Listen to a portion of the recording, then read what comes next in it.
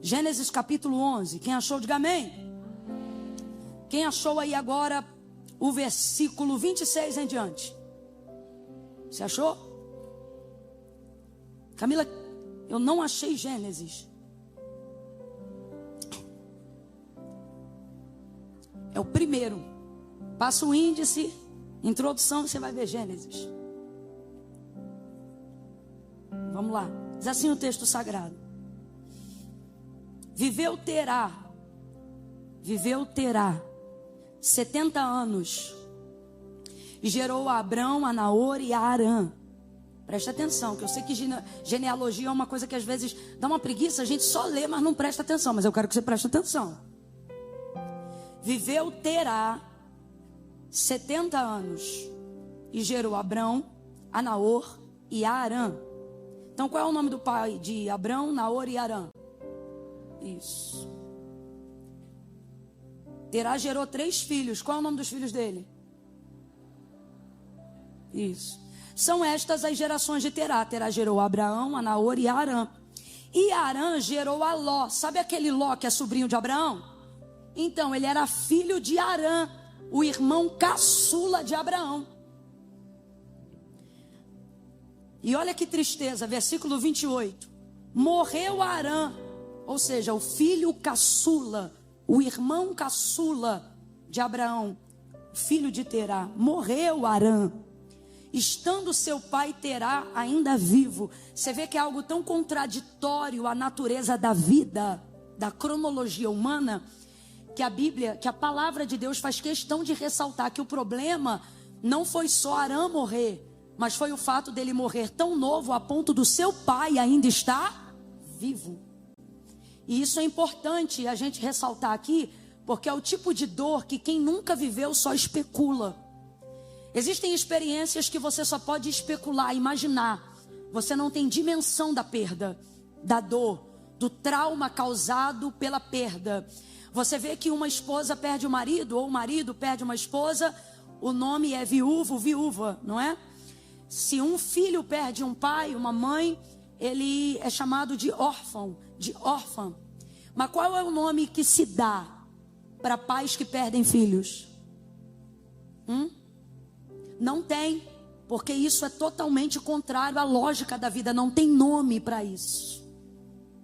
Por isso o texto está colocado dessa maneira, estando Terá, seu pai, ainda vivo na terra do seu nascimento em Ur dos Caldeus. Verso 29.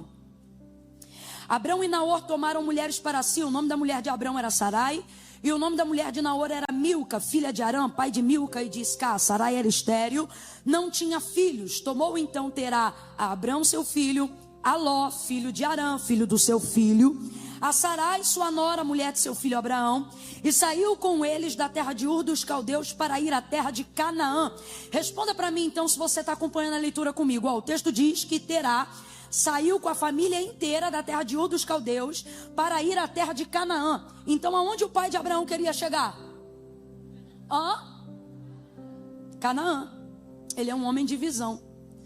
Mas quando chegaram em Arã, ou quando chegaram a Arã, está escrito aí na sua Bíblia também? Quando chegaram a Arã, aí esse Arã aqui, você está vendo, mas quando chegaram a Arã, esse Arã aqui é pessoa ou é lugar? Lugar. Agora, olha que coincidência que não é coincidência, porque seria coincidência demais para ser coincidência. O lugar que o pai de Abraão, seguindo o destino a Canaã, vai parar e não vai conseguir chegar em Canaã, chama-se justamente o nome do filho que ele sepultou. Qual é o nome do lugar? Qual é o nome do filho que morreu? E o nome do lugar? Agora vamos lá, você leu comigo. O destino era qual? Aonde o pai de Abraão queria chegar? Para onde ele queria levar a família dele? E ele está indo para lá. Só que quando ele chega num lugar chamado, o texto vai dizer assim, mas quando chegaram em Arã, habitaram ali. E foram os dias de Terá, 205 anos. E morreu Terá em Arã. Capítulo 12. Ora, o Senhor disse a Abrão: sai da tua terra, da tua parentela e da casa de teu pai, para a terra que eu te mostrarei. Deus falou qual era a terra? Deus falou qual era a terra? Não falou. Vamos ver qual era a terra? Versículo 5 do capítulo 12. Abrão levou consigo a Sarai, sua mulher, e a Ló, filho de seu irmão, e todos os bens que haviam adquirido, e as almas que lhes haviam sido acrescentadas em Harã, e saíram para a terra de...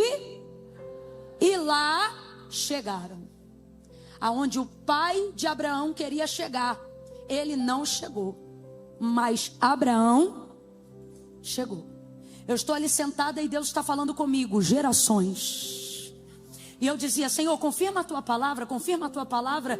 E então vi que o Ministério de Louvor na última canção iniciou a última canção cantando a estrofe. Os que já morreram, os que hão de vir. Muitas gerações rendidas em louvor. E olhando para esse texto, Deus falou para mim, anuncie uma palavra. E a palavra que Deus colocou na minha boca esta noite é, diga ao meu povo que eles vão chegar.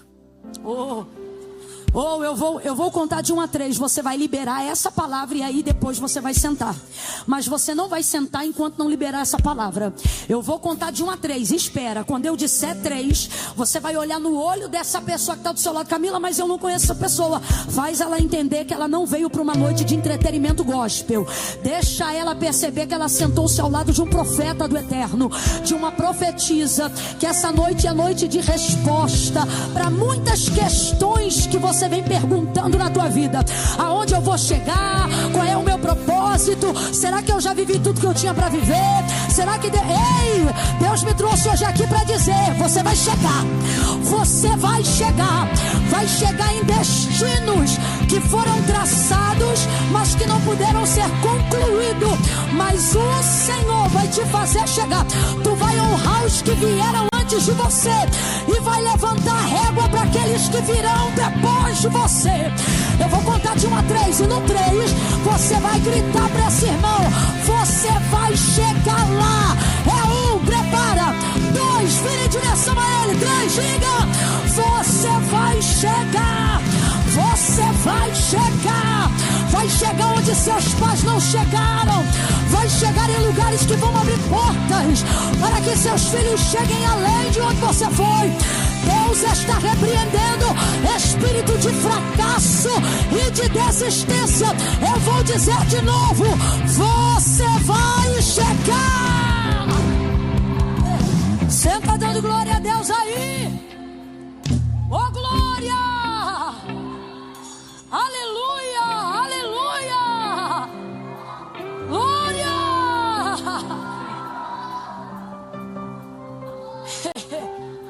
Eita glória! Você vai chegar. Você está aqui pela misericórdia, mas Deus me trouxe hoje aqui para dizer, você vai chegar. Você tem questões aí de anos, sabe? Uma vida cíclica de coisas que você não rompeu. Está na terapia, mas ainda não rompeu. Está na faculdade, mas ainda não rompeu. Terminou o ensino fundamental, mas ainda não rompeu. Você pensava que ia viver depois da aposentadoria, porque tudo você jogava para depois da aposentadoria.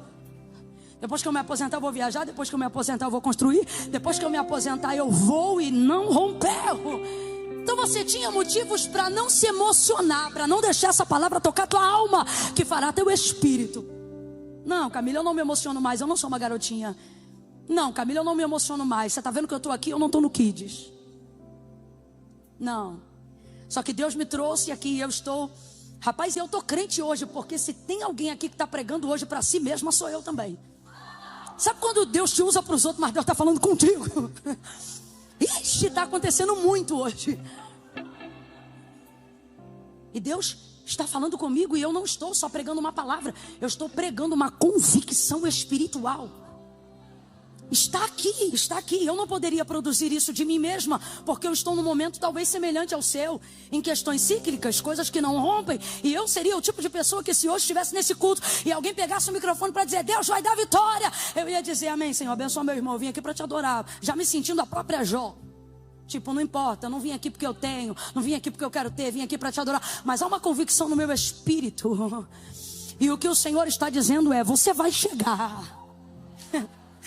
Camila, eu não tenho força. Camila, eu não tenho capacidade. Camila, eu tenho me sentido incompetente. Camila, eu tenho me sentido inapta ao propósito propósito, à vocação, ao destino, ao caminho que eu preciso fazer até lá. Camila, eu não vejo em mim disposição física. Camila, eu não vejo em mim disposição espiritual. Camila, eu não vejo em mim motivação intelectual. Aí Jesus está dizendo para mim e para você essa noite, através da vida geracional de Abraão. Engraçado, porque Terá, pai de Abraão, tinha isso tudo. Ele não tinha Deus, ele não servia a Deus. Ele era uma casa de muitos ídolos, a terra de Ur dos caldeus. E a vida do pai de Abraão não era uma vida que retratava a fé do pai Abraão, que futuramente iria conhecer o Deus Jeová. Não, era uma casa de muitos ídolos. Mas ele, diferente de Abraão, não tinha luto, não tinha trauma, não tinha uma história de incompetência ou de inabilidade. Você vai ver que Abraão já era rico, herdeiro, muito antes de conhecer a Deus, por causa da inteligência, da habilidade e da prosperidade do seu pai. Segunda característica hiper interessante sobre Terá é que Abraão ouve a voz de Deus, mas Terá não. Terá não tem ninguém falando com ele não. Ele vai ter uma atitude inteligente. Vamos lá. Ele vai ter uma atitude o quê? Extremamente inteligente. Você vê que ele é um cara de visão. Ele é um homem que tem visão. Ele é o tipo de pessoa que vai além das circunstâncias, que levanta os olhos por cima das montanhas. Como é que a gente sabe disso? Ele está diante de um trauma, de uma situação que devastou seu emocional, sua vida, e ele vai sair da terra das suas memórias, da sua cidade pátria, porque o mesmo lugar em que ele cria seu filho caçula e ele coleciona memórias com esse filho caçula, é o mesmo lugar aonde ele vai enterrar e sepultar esse filho. Deixa estar que além de ser caçula, porque o filho caçula, ele usufrui um tempo de qualidade que o pai não conseguiu entregar nem para o mais velho, nem para o do meio, nem para os outros que vieram antes dele. E não é porque o pai ama mais um do que o outro, mas é porque o filho caçula desfruta de uma maturidade paterna, materna, que o primogênito não teve condições de ter. Então, aquilo que você fazia na condição de mais velho e tomava uma surra logo de cara, o caçula não toma. Tanto é que a gente implica com os caçula, dizendo: mãe, se fosse na minha época tu já tinha virado a mão na minha cara. Mãe, na minha época tu não... Mas não é que o pai ama mais ou menos. A condição emocional, a maturidade materna, paterna é totalmente diferente. Por que você está dizendo isso, Camila? Porque qual é a condição de Terá? Além de ter um relacionamento maravilhoso com o filho caçula, por causa de toda essa questão, que não precisa ser um mega psicanalista, mas é fácil, é raso da gente entender, colocando experiência da nossa própria vida, a gente vai ver o quê? Vai ver que este filho ainda é o primeiro que lhe dá neto. E quem já deu neto aqui para os seus pais, né? Sabe, minha mãe tem uma frase que eu adoro. Minha mãe diz assim: Camila, neto é filho sem responsabilidade. Ela diz assim: neto é filho com açúcar. É um amor que eu tenho que orar, Camila, sabe? Quando a Rebeca, quando a Laura, minhas sobrinhas nasceram, eu me lembro que era um amor que eu como tia já doía no meu peito. Mas a minha mãe, certa feita eu vi minha mãe orando, falei: mãe, tá orando o que? Ela diz: eu tô fazendo uma campanha que é para Deus dosar esse amor aqui, porque tá virando uma idolatria com essas crianças. Eu fico com falta de ar, de tanto amor. Aí veja, já não o bastante na relação com o filho caçula, esse filho caçula chamado Arã ainda é o filho e o primeiro filho que vai dar filhos, ou seja, netos ao seu pai Terá. Então pensa, eita, ele é amado, ele foi o primeiro a honrar de maneira geracional o fruto e a semente do seu pai. Então pensa, e aí então o texto não diz como, mas obviamente de maneira trágica, porque o texto diz que o pai Terá ainda estava vivo, Arã morre. Agora, veja como ele é inteligente. Deus não fala com ele, ele não tem um relacionamento com Deus. Certamente os olhos do Senhor estão sobre essa casa, observando Abrão, mas Terá, seu pai, não tem relacionamento nenhum com aquilo que chamamos de fé judaizante, nada. Ele não tem relação nenhuma com Iavé, o Deus Todo-Poderoso. Mas ele é um homem inteligente, ele é um homem capacitado, ele é um homem visionário, ele é um homem que às vezes a gente é crente, mas se não constituir isso, mesmo sendo crente, não conquista as coisas que podíamos conquistar. O que o pai de Abraão tem? Inteligência emocional. Ele tem inteligência emocional. Quando ele percebe que o lugar consagrado às melhores memórias com a sua família foi maculado pelo luto, foi usurpada a sua esperança e a sua alegria pela dor da perda precoce desse filho tão amado, ele não vai desistir da vida, ele vai mudar o lugar da sua geografia, porque ele entendia. Isso aqui é uma outra característica que eu não posso fingir que ao ler o texto eu não vejo em Terá. Qual? Humildade para entender que você não vence tudo toda hora. Ele entendeu que não conseguiria combater a dor do luto naquele lugar. Ele entendeu que não ia triunfar sobre a dor naquele lugar. Então veja, ele não está se desvencilhando do filho, ele está se desvencilhando da geografia da sua dor. Inteligência emocional: eu vou sair daqui, eu vou sair desse lugar onde as memórias afetam as minhas ações. Eu vou sair daqui onde a saudade paralisa minhas decisões e os resultados da vida que eu tenho que continuar vivendo. E por que ele tem motivação para continuar vivendo? Porque o filho foi embora e deixou um neto. E você sabe que quando um filho vai embora e um neto próximo, criado junto aos seus pais, quem é que vai cuidar do neto como se fosse filho? O avô. Então tira-se força da onde não tem. E ele sabe que precisa dar continuidade ao crescimento dessa família. Sua inteligência emocional diz para ele: aqui não vai dar. Eu acho isso lindo. Eu não vou falar só sobre Terá, mas eu preciso que você entenda que o que Deus está para fazer não tem a ver com aquilo que ele já fez, mas por causa do que já aconteceu. Em todo o processo da sua vida você vai ver Deus agir de maneira inédita. Inédita. Mas você está hoje aqui como Abraão e não como Terá. Olha para o teu irmão e diga assim para ele: você é Abraão. Não importa se é homem ou se é mulher, eu estou falando de motivação. Diga para essa pessoa: você é Abraão. Diga: você não é Terá, você é Abraão. Agora, por que eu estou falando isso? Para você entender que Terá aparentemente tinha tudo o que aparentemente Abraão não tinha. Porque se Terá tinha o luto do filho, e um já foi o suficiente para ficar tão mexido emocionalmente, Abraão tinha o luto do irmão e do pai. E o filho, que na verdade era seu sobrinho, e que seu irmão não pôde cuidar, quem cuidou foi o seu pai. Então ele carrega também o luto sobre a dor da paternidade desse sobrinho, porque o pai morre e ele também tem que cuidar desse sobrinho. Então todo o trauma que Terá teve foi potencializado em Abraão. Toda a dor que Terá viveu foi potencializada em Abraão. Tudo aquilo que não é resolvido numa geração antes de você, te encontra na tua geração.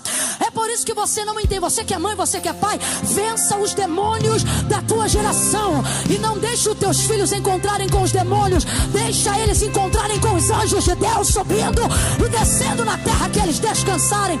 Aquilo que você não luta para romper hoje, você morre, os demônios não. Você morre, os traumas não. Você morre, as dores não. Então tudo que Terá teve de desafio, Abraão teve em dobro. Então eu posso entender que ele se sentia muito mais fragilizado e muito menos competente a realizar cruzadas para ganhar terras e conquistar destinos e abençoar a sua família. Agora, é isso que eu queria que você entendesse. Terá inteligência emocional, humildade. Ele tinha uma humildade que às vezes a gente não vê em crente. Não, eu vou ficar.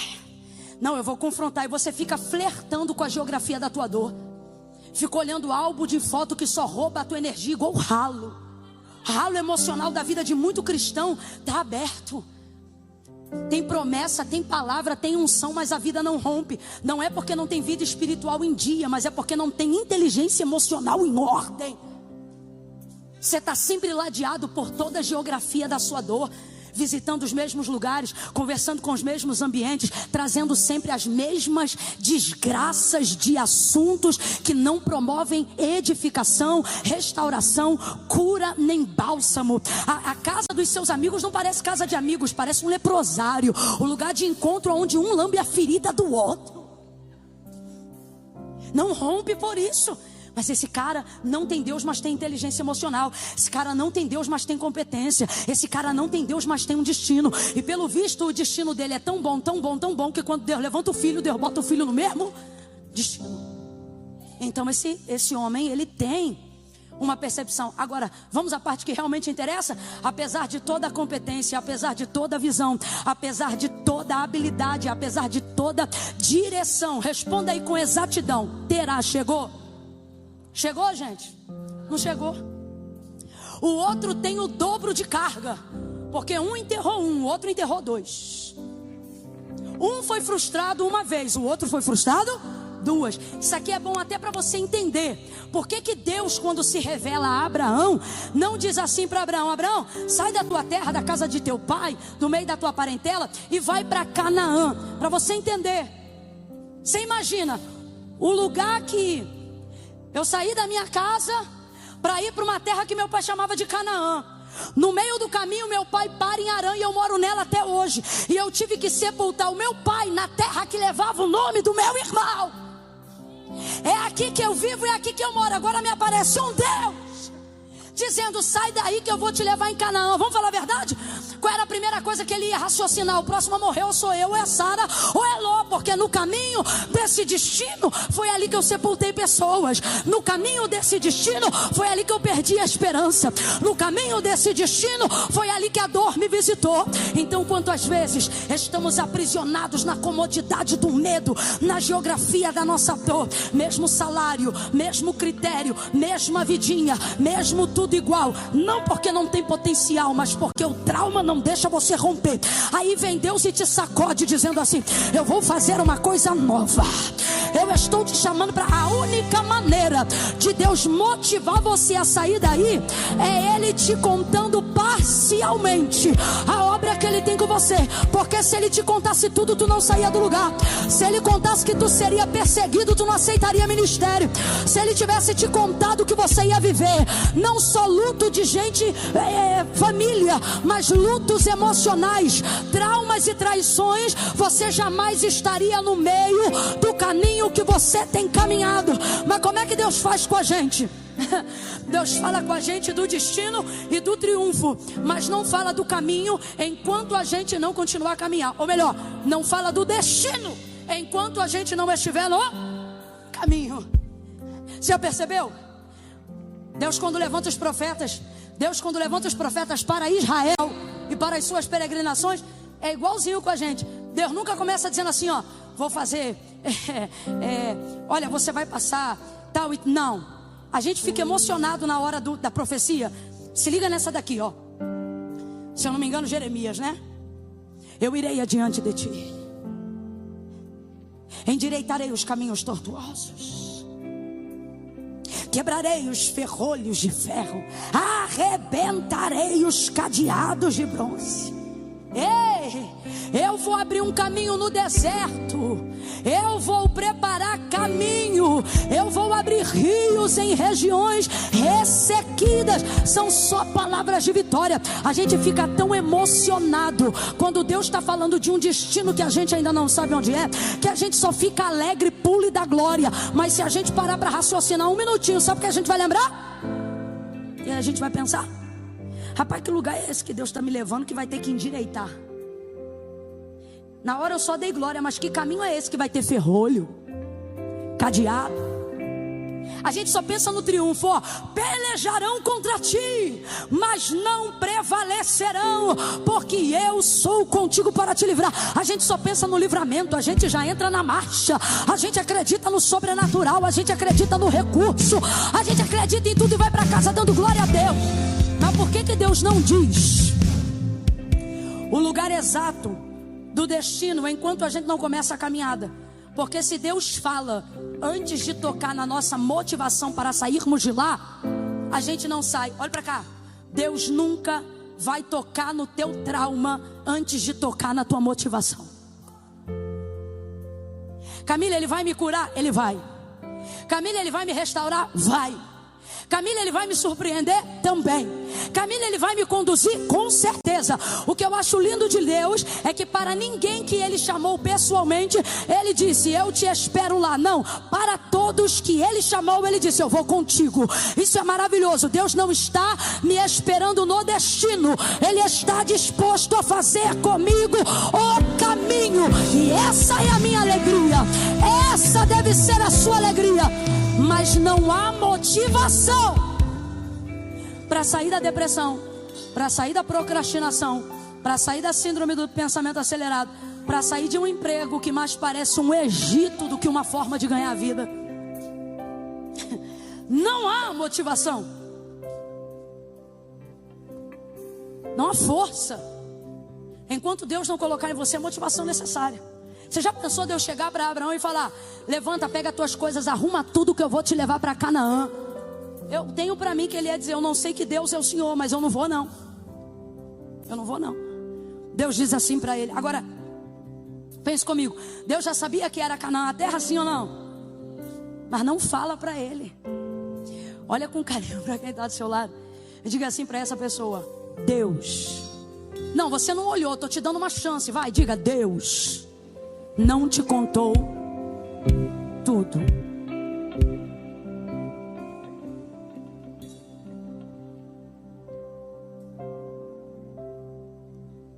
Camila, quando é que ele vai me contar o restante? Só depois que você estiver longe o suficiente que não possa mais voltar. Eu não sei qual foi o momento exato que Deus disse para Abraão que era Canaã, mas eu não tenho dúvida que foi depois da mudança já estar totalmente nos bois, nos cavalos, nos carros. Porque depois que você embrulha tudo, você vai. Depois que você arrebenta com as pontes do passado, você vai. Uma das formas de Deus tirar da gente o medo que nos paralisa é tirando da gente tudo que a gente tem medo de perder. Por isso, se eu fosse você, eu tomava uma decisão hoje, das duas uma. Ou você perde o medo de perder, ou você perde o que você tem medo de perder, porque senão Deus vai tirar de você para você não ter mais medo. Porque as pessoas mais livres e com maior capacidade de passada para peregrinar e chegar aos destinos que glorificam o nome de Deus, são as pessoas que não têm conexão com o que ficou para trás. Elas estão totalmente comprometidas com o que Deus está apresentando lá na frente. Lá na frente. Tem o que aparentemente Abraão não tem, e a pressão que Terá sente em um nível, Abraão vai sentir em 2. Só que eu preciso falar e você já sabe. A verdade é que o pai tinha uma coisa que o filho não tem. Só que o filho tem uma coisa que não importa quanto o pai tivesse. Entenda, o pai pode ter tudo. Sem Deus, tudo isso foi reputado a nada. O filho aparentemente não tem, mas com Deus ele pode. O pai tem a visão, o pai tem o destino, o pai tem a direção, o pai tem a inteligência, o pai tem a competência, mas o pai não chega. O filho está naquela terra como se não tivesse mais para onde ir, nem destino e nem direção. Deus aparece e lhe dá um destino. Agora eu não estou falando de Abraão, eu estou falando da gente. Você pensa: Camila, eu não tenho a metade da disposição das pessoas que eu admiro. Camila, eu não tenho metade da competência das pessoas que me inspiram.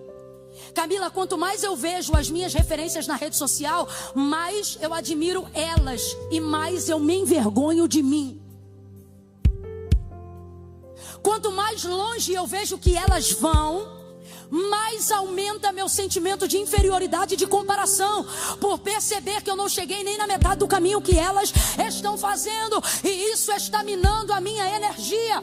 Só que Deus me trouxe aqui nessa noite para te dizer: o que elas têm de diferença de você não é o recurso, não é o dinheiro, porque dependendo do nível de ofensa e de ferida emocional, a gente coloca o mérito do outro em descrédito, dizendo: ah, mas também o pai é rico, ah, mas também a mãe é herdeira, ah, mas também ele teve oportunidade de faculdade, ah, mas também ela não teve filho antes do casamento, ah, mas também, porque o nível da dor é tão grande que é mais fácil descredibilizar o sucesso do outro para justificar a falta de sucesso que eu tenho. É mais ou menos o que o Caim, irmão do Abel, fez com ele. Ao invés de trazer uma oferta melhor e ele melhorar a qualidade da oferta dele, para Deus receber a oferta dele, não, eu vou matar meu irmão, assim eu não tenho mais comparação, eu não preciso melhorar a qualidade da minha oferta. Não é o que eu estou pregando hoje, mas Deus está mandando eu abrir esse parênteses aqui.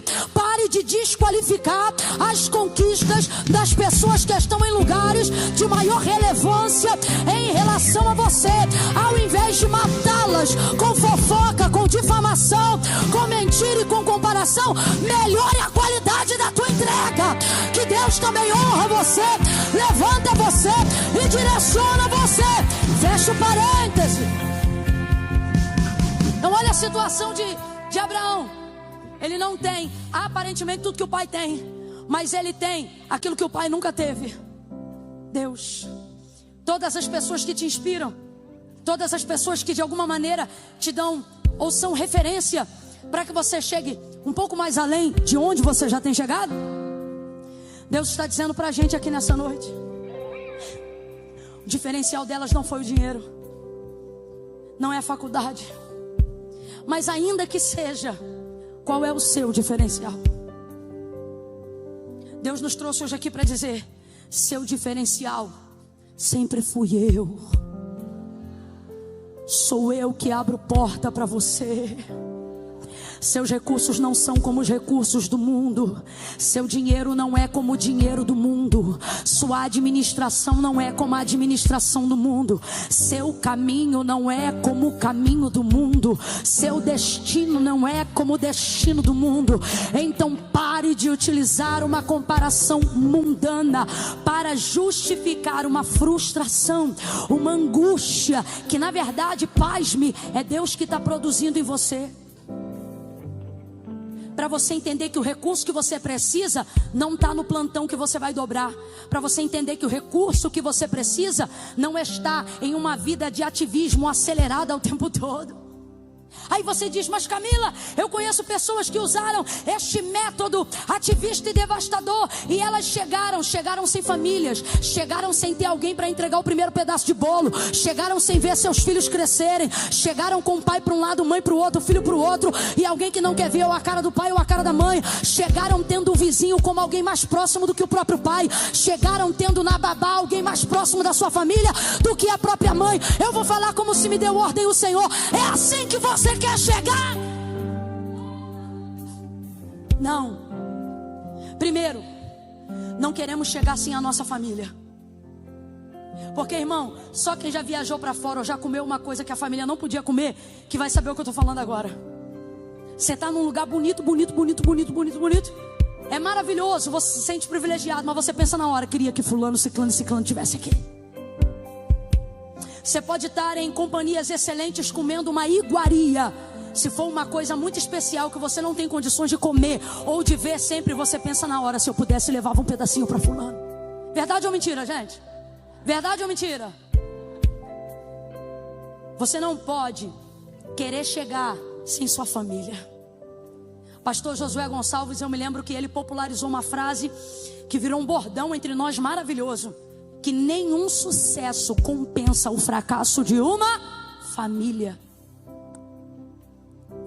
É lindo como Terá preserva a família, e é lindo como isso vai para Abraão. Ele se muda do lugar da sua dor, mas se muda com a sua. Ele certamente está vivendo a prévia de um quadro depressivo, mas está vivendo com a sua. Ele quer sair daquele lugar, mas ele não vai sair sozinho, ele vai sair com a sua. Deus está dizendo: passe o que tiver que passar, mas passe com a sua. Sofra o que tiver que sofrer, mas sofra com a sua. Aguente o que tiver que aguentar, mas aguente com a sua. Deus te trouxe aqui nessa noite para dizer: o destino que eu tenho para você só vai valer a pena se você chegar com a sua. Estamos vivendo o maior período de degradação da família.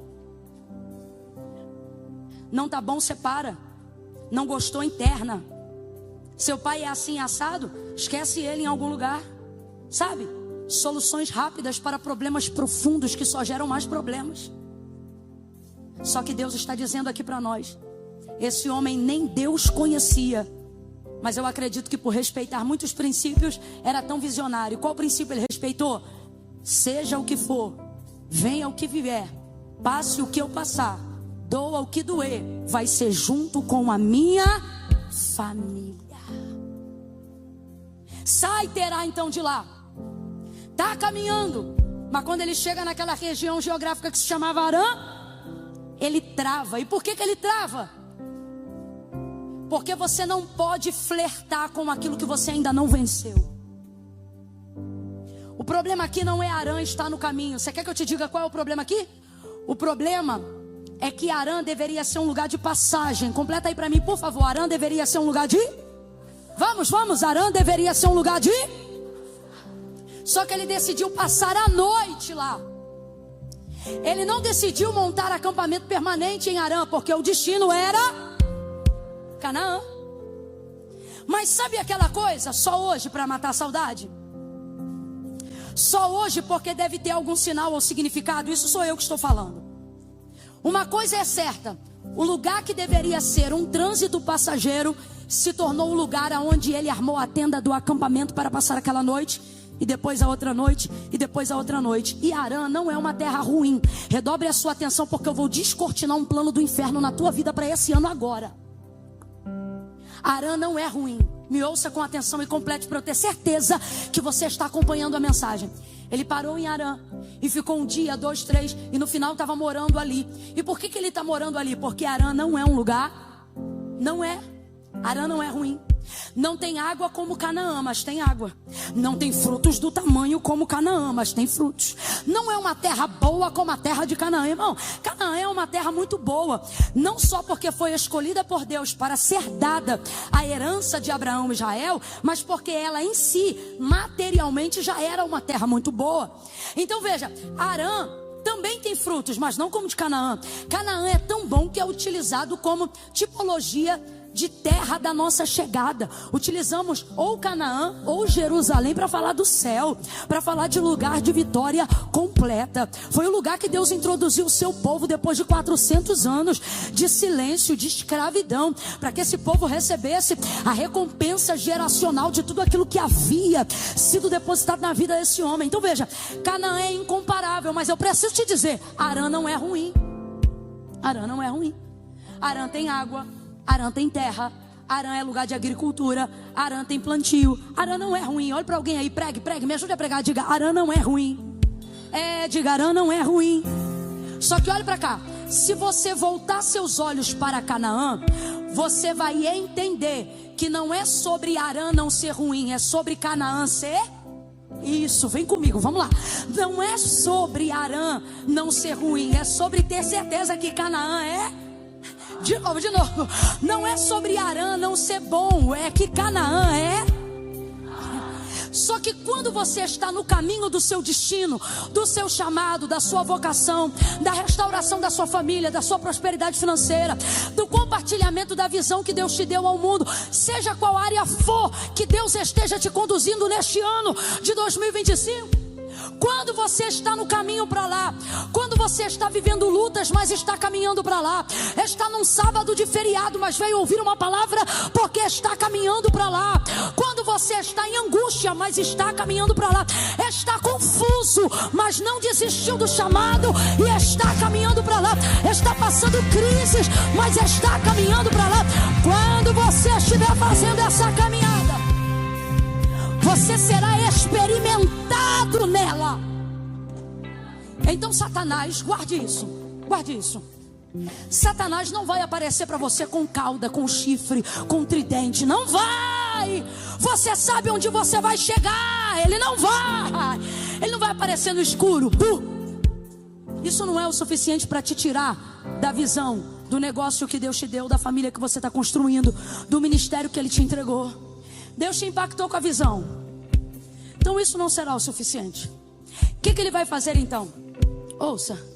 Ele vai se manifestar com sofisma. Sofisma. Qual é a palavra? Qual é a palavra? Segura só um minutinho para eles ouvirem isso no seco. No seco. Qual é a palavra? Sofisma. O que é sofisma? Sofisma é uma mentira? Não. Sofisma é uma verdade? Também não. Sabe o que é o sofisma? A grosso modo, é uma informação que contém um pouco de verdade e também contém um pouco de... Aí eu te pergunto, isso é verdade ou mentira? Não é sofisma. Acabei de te ensinar, menino. Nunca confunda. O que é mentira? O avesso da verdade. O que é verdade? Aquilo que nada pode contra ela porque é fato, o avesso do engano. E o que é sofisma? A melhor maneira de confundir um crente na fase que você está. A melhor maneira de confundir alguém na fase que eu estou. E o plano do inferno é este: Não diga para ela a verdade, porque senão você vai confirmar a palavra que Deus liberou. Também não diga mentira, porque ele conhece a verdade e vai saber que você está dizendo. Vamos fazer Vamos botar um pouco de verdade. E vamos botar um pouco de engano. Como é que um crente para a caminhada? Ele não para quando ele é confrontado. Para quando ele é provado. Sabe quando um crente para? Quando ele fica confuso. Irmão, enfermidade não para um crente que sabe o que quer. Irmão, perseguição não para um crente que sabe para onde vai. Só que quando as informações nos ares e na terra começam a entrar em processo de sofisma, um pouco de verdade, um pouco de mentira.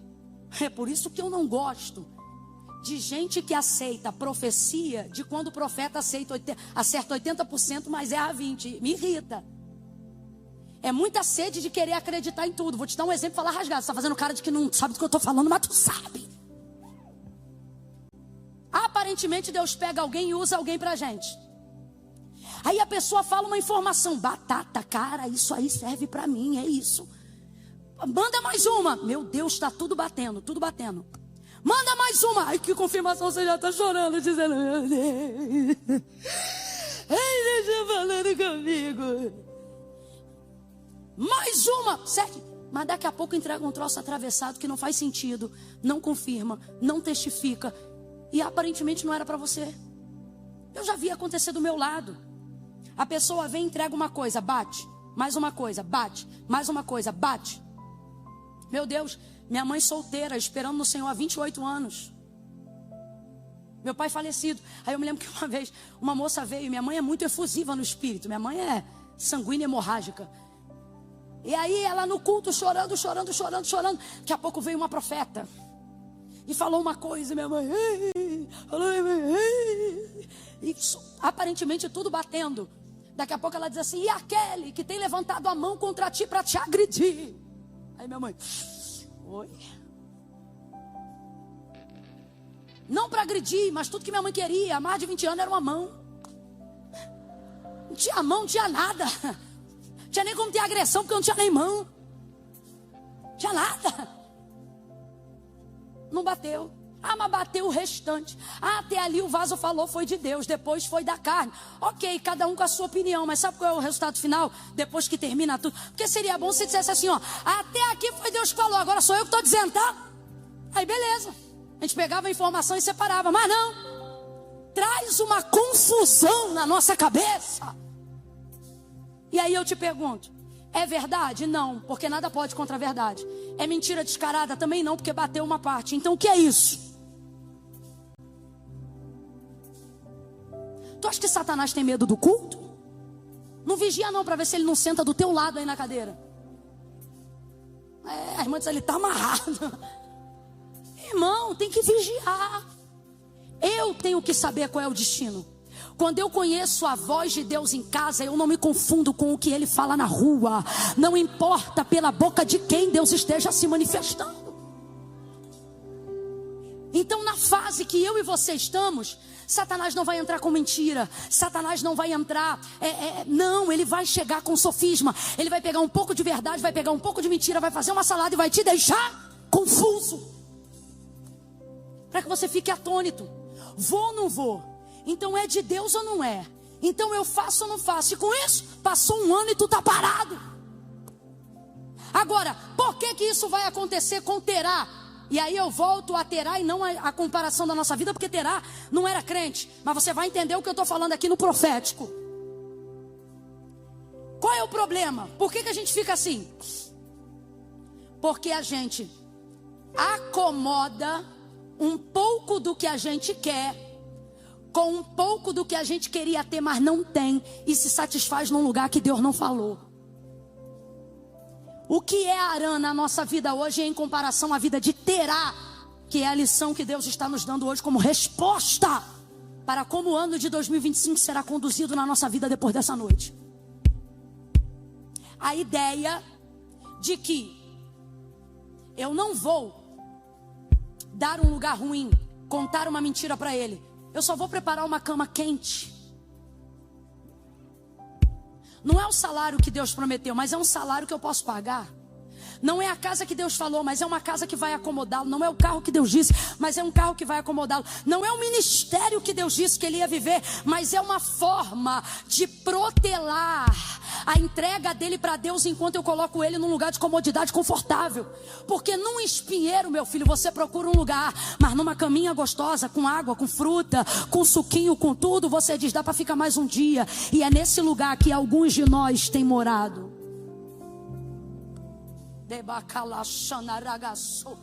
Redobre a atenção, o Espírito Santo de Deus está aqui, Ele está dizendo com carinho para nós. Foi-se o tempo que Satanás se apresentava, colocando você em ardente tribulação por permissão de Deus, para que isso fosse utilizado como ferramenta para você sair do lugar de comodidade. Foi-se o tempo. Hoje Ele não coloca prova, tribulação, angústia e agonia nesse ponto, não. Ele te coloca num lugar confortável, porque Ele descobriu que a comodidade, ela é mais nociva para atingir o propósito de Deus do que a dor.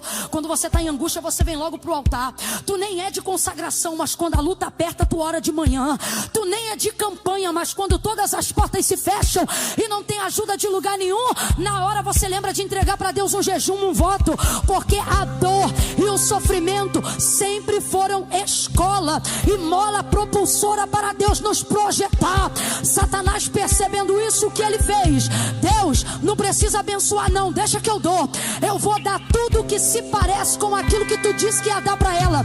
E ela vai estar tão cansada, ele vai estar tão cansado, que ele não vai ter força para ir para um lugar melhor, porque ele vai estar acomodado nesse lugar que é o suficiente. E quando você vê, os anos da sua vida se passaram, e você foi o quê? Você foi uma promessa. Você foi o quê? Você foi um quase. Deus nos livre dessa desgraça. Qual, Camila? De ser um quase. Me ajude a pregar, eu já estou encerrando. Olhe para alguém e diga assim para essa pessoa: Deus nos livre. Pregue para ti mesmo, diga assim: Deus me livre. Olha para alguém aí, gente, e diga: Deus te livre de ser um quase. Irmão, você sabe o que é um quase? A ideia de alguém que podia ter sido e não foi. A ideia de alguém que podia ter chegado e não chegou. A ideia de alguém que poderia ter vivido e não viveu. Ah, fulano quase fez a prova, mas não fez. Quase passou, mas não passou. Quase despontou, mas não despontou. Quase enriqueceu, mas não enriqueceu. Quase pregou, mas não pregou. Quase cantou, mas não cantou. Quase profetizou, mas não profetizou. Fulano foi quase batizado com o Espírito Santo, mas não foi. Fulano quase casou, mas não casou. Quase teve, irmão, o quase é nada. Imagina você na porta do céu. Imagina, Jesus voltou agora. Você está diante da porta do céu. Jesus está na porta. Imagina Jesus olhando para você e você dizendo assim: Senhor, eu fui crente. Eu tomei o cálice, o pão. Eu era do meio da membresia da igreja, mas cheio de coisa ruim no coração, cheio de erva daninha. Mas você se batizou, me batizei. Estava na comunhão da igreja? Estava. Imagina você viver uma vida que você acreditou que foi de renúncia, mas por não tê-la feito com integridade completamente, você sofreu uma parte, mas não sofreu tudo. E aí você chega diante de Jesus, Jesus diz assim para você, ó: então, rapaz, você quase conseguiu.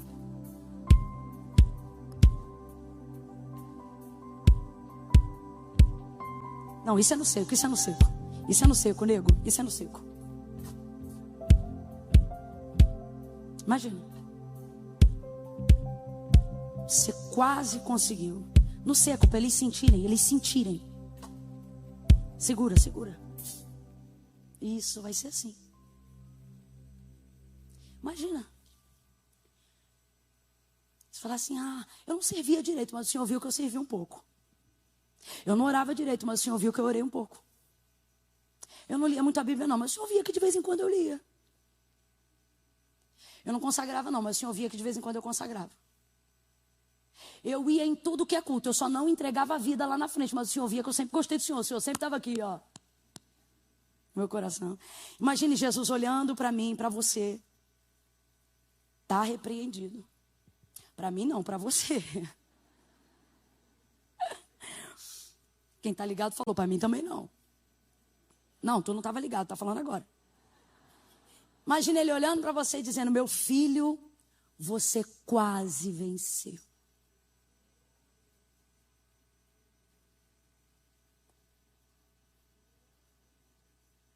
Eu estou em silêncio de propósito. Minha filha, você está vendo aqui? Imagina ele abrindo a porta dizendo, olha isso aqui, fazendo igual o Lázaro lá que viu. Olha isso aqui. Meu Deus, o que o olho não viu, o ouvido não ouviu, agora você está ouvindo, agora você está vendo. Aí quando você se prepara para entrar, ele diz assim, está vendo isso aqui? Tu quase ia herdar. Mas agora tu vai para lá, ó. Aí tu olha para o outro lado. Aonde o verme não morre e o fogo não apaga. Já se queimou com o vapor do ferro ou da chaleira? Doeu, não doeu? Foi só um segundo. Imagine tormento eterno. Camila, por que você está falando isso? Irmão, não sou eu, é a Bíblia, eu só estou pregando. E como que estamos sendo conduzidos para lá se não vigiarmos? Não é com chifre, nem com cauda, nem com propostas indecentes.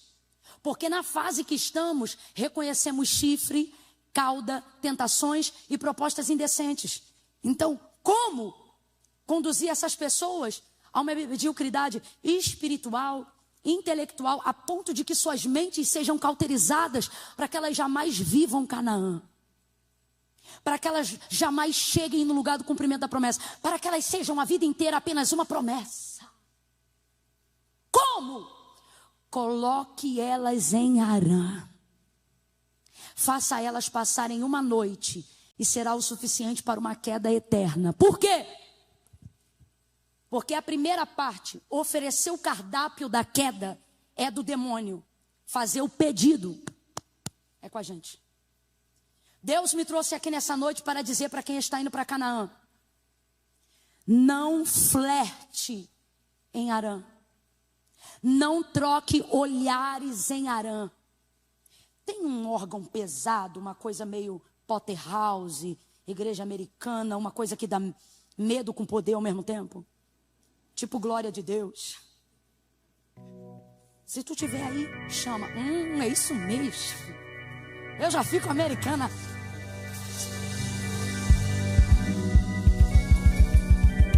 Ei! Levante a mão direita o mais alto que você puder. Não tenha medo, tenha decisão. Não tenha medo, tenha poder de escolha. Levante a mão. Coloque a esquerda na mesma altura da direita, vai. Quando eu disser 3, você vai abrir os braços em volta do vizinho. Quando eu disser 3, você vai pesar a mão no ombro dele, sem preguiça. Não faça quase, faça direito.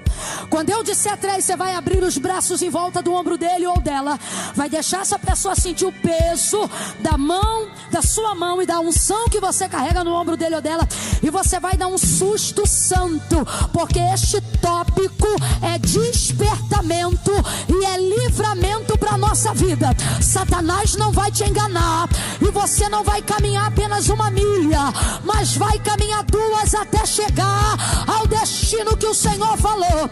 Quando eu disser 3, você vai impor as mãos sobre ele, sobre ela, e vai dizer para esta pessoa: corre de Harã. Corre, vai sacudir ela e vai dizer: corre de Harã. 1, essa noite é a noite de livramento. 2, a comodidade não vai atrapalhar seu sucesso. Deus não vai deixar você terminar a trajetória morno. 2,5, vai baixando a mão, vai baixando a mão. 3, diga: foge de Harã, foge. Sacode ele e diz: corre, corre, corre de Harã, corre, corre. Camila, mas aqui tá bom, me ajude a pregar. Sacode ele e diz assim: Canaã é melhor, Canaã é melhor. O que Deus preparou é melhor, o que Deus tem daqui pro final do ano é melhor. Dá pra viver melhor, dá para cantar melhor, dá para pregar melhor, dá para viver melhor, dá para ter um casamento melhor, dá para ter mais unção, dá para ter mais poder, dá para ter mais avivamento, dá para ter mais milha, dá para ir mais longe, dá para ir mais longe, dá para ir mais longe, dá para chegar mais perto. Rapaz, saia de Arã hoje mesmo. Moça, corra de Arã hoje mesmo.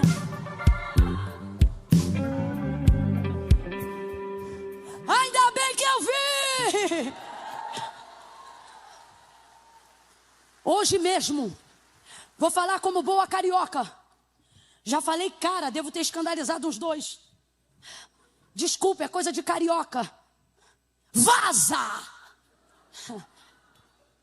Sai fora de Arã. Não, Camila. Arã não tem meu coração, não. Eu só guardei o telefone aqui. Guardou pra quê? Não, Camila, eu não tenho o telefone guardado, não. O problema é que Arã tem meu telefone. Troca de chip. Muda o telefone, corre de Arã.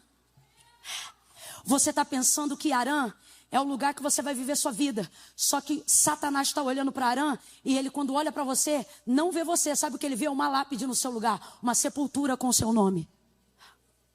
Olha lá, ó, tem promessa. Olha lá, ó, vai chegar, tem potencial para chegar em Canaã. Mas olha lá, ó, vai ser sepultado, hein? Porque flertou com o lugar que carregava o nome do qual queria fugir. Eu não estou dizendo que Terá devia fugir do filho. Claro que não. Mas ele estava num caminho de fuga de uma dor que lhe paralisava. Então, se ele está passando num lugar que carrega o nome daquilo que tem o poder de paralisá-lo, o que ele tem que fazer, gente? Vai-se embora daí. Descansa na próxima cidade.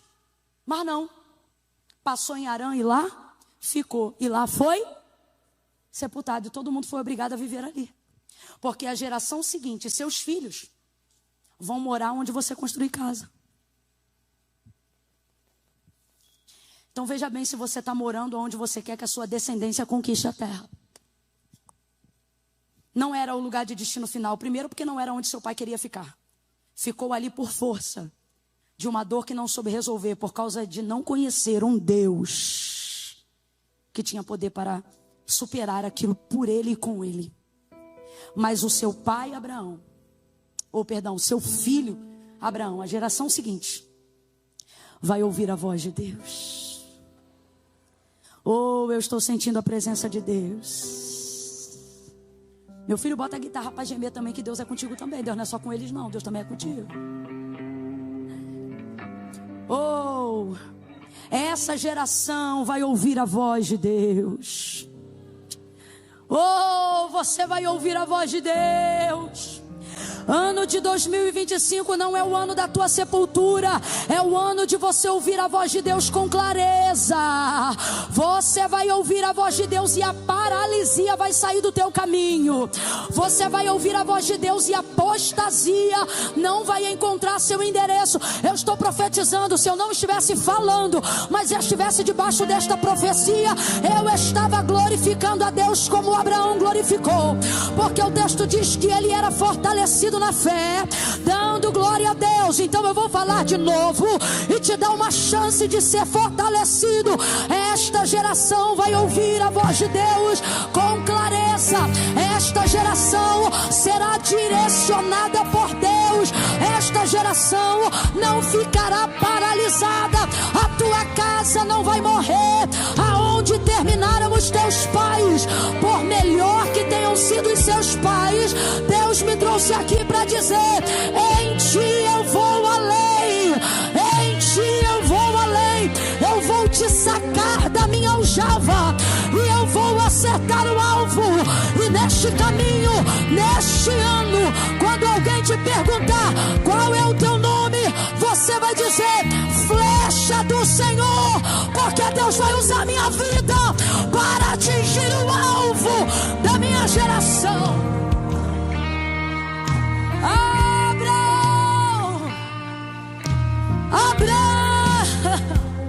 Abraão, sai tua terra, sai da casa de teu pai. Sabe quando você sai emocionalmente da casa dos seus pais? Quando você rompe o cordão umbilical emocional. Olhe para mim. Teu sobrenome diz de onde você veio. Teu sangue diz de onde você veio. Teu DNA diz de onde você veio. Então quando Deus diz, sai da casa do teu pai e da tua parentela, não é para dizer esquece de onde você veio. É para dizer, ei, de onde você veio não te impedirá de chegar aonde eu quero que você chegue. Sai da geografia da dor, sai da geografia do luto, sai da comunidade. É isso.